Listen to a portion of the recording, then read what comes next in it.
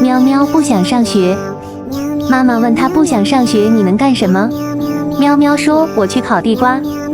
喵喵卖烤地瓜。一个小姐姐来买地瓜，喵喵不认识多少钱。烤地瓜太难了，我还是去放羊吧。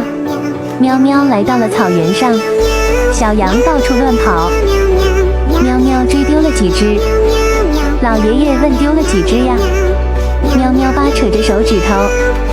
喵喵说我不识数，放羊太难了，我还是上学去吧。喵喵又开开心心的上幼儿园了。